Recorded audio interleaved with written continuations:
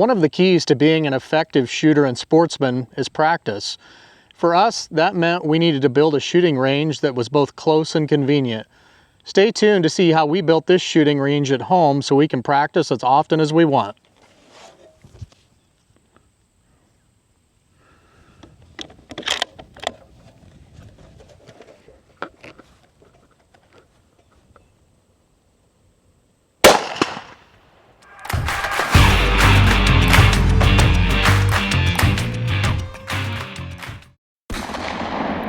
Hey folks, welcome back to the channel.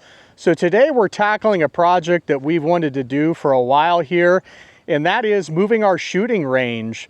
So we've always wanted something that's closer to the shop here. That way we can just, grab a gun or a pistol out of the safe and come out here on the range and do some shooting. So we've kind of been scoping out this spot here. So you can see here we've got the archery target that we built in a recent video there. So from where we're standing right now, that archery target is 23 yards. And so we really wanted a flat spot here, and this hay field works good. So Lee just went ahead and mowed this spot up so we could kind of see how things lay here.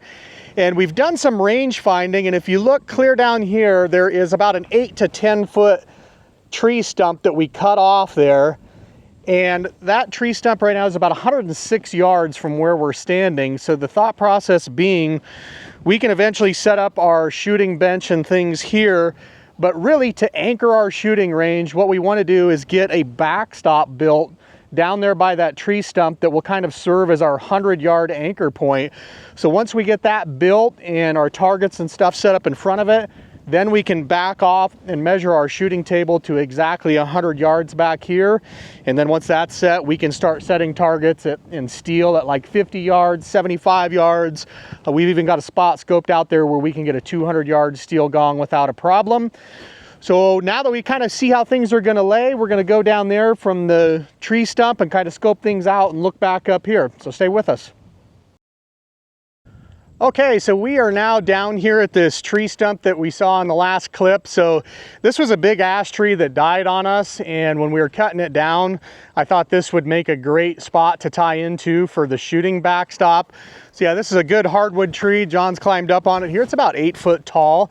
But as you look back to where we were standing up there, you can see the rock pile. We were standing right in front of that. So from where we're at this tree stump to that rock pile is about 108 yards.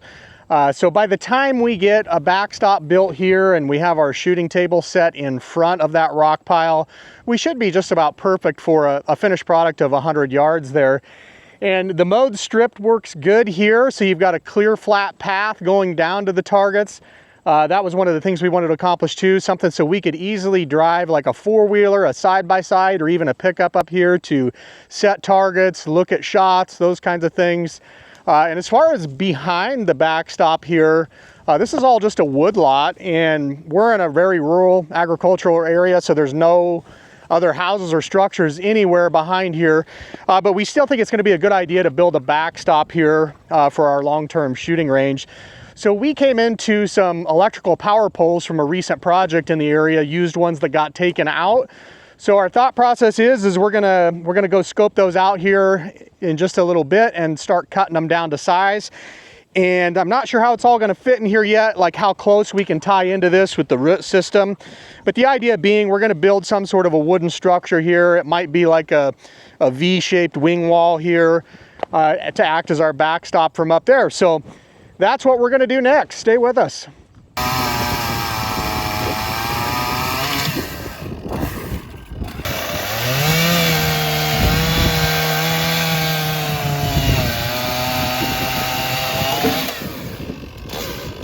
Okay, we just got done cutting up some posts here out of the power poles. So in this load, we've got 11 of these posts, and we cut them 9 foot long on each of them. We've still got another 4 or 5 over there that we may go and get, but we're gonna go ahead and get these unloaded now, and then we'll start drilling some post holes.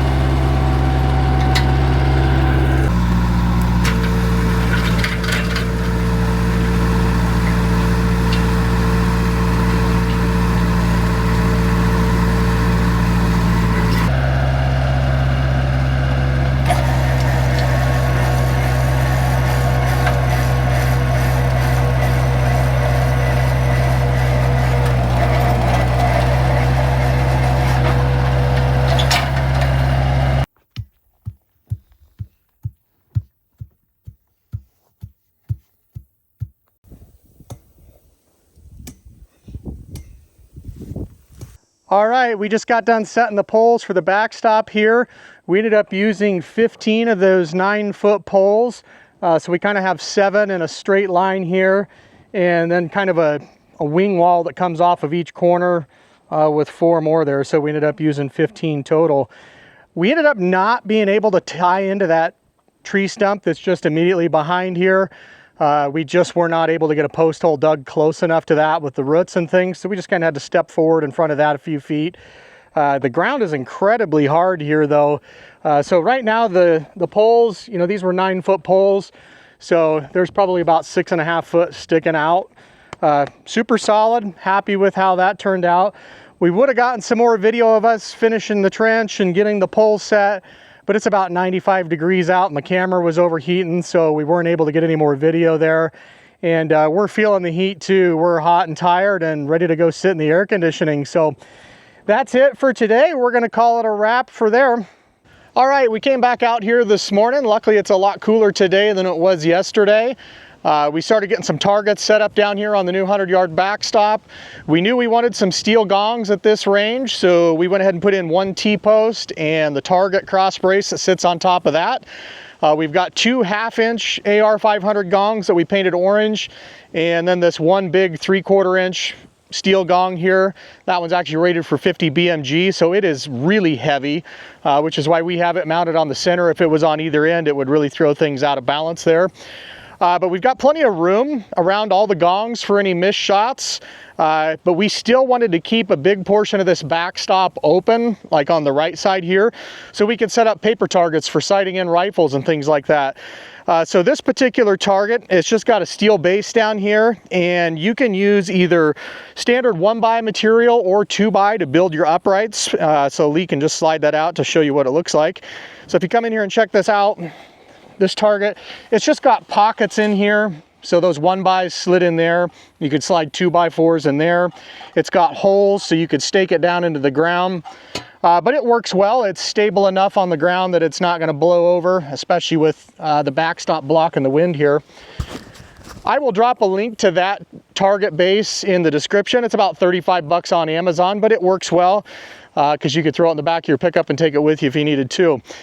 The nice thing about having this extra spot open here too is not only does it work well for that paper target, but if we ever wanted to shoot, you know, pumpkins or watermelons or milk jugs full of water, we've got a space there in front of the backstop that we could set those up and shoot those as well.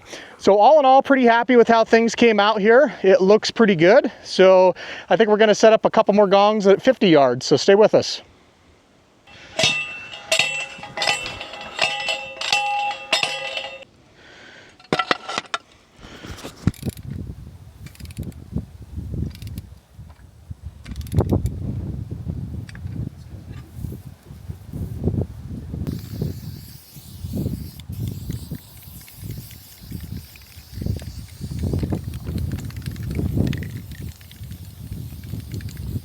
Okay, we got a pair of gongs set up here at about 50 yards. Got them painted up.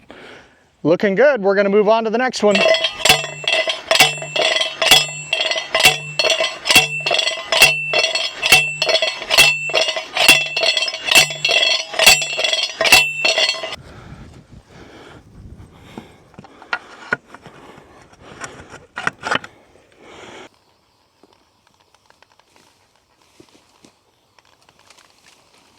Okay, we got another pair of gongs set up here at 150 yards.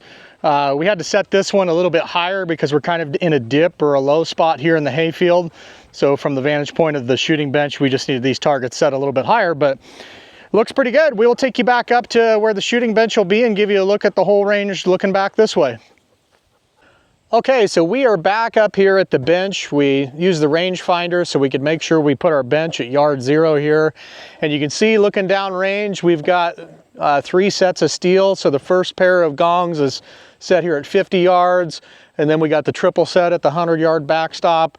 And then another pair at 150 yards there. So this is not a long range, but it is close and convenient for us here, as I mentioned in the video's intro. So we can just step outside and shoot anytime we feel like it. So this is our shooting bench that we use here. This is all aluminum shooting bench made by Bitter Creek Manufacturing. It's lightweight and obviously weather resistant, so we can stake it down to the ground. We're not quite sure what we're going to do here yet. We may end up doing some sort of a pad so we can get this dead level and things, but at least we kind of know where things are going to sit and lay now. So that is a wrap on our home shooting range. We hope you enjoyed it.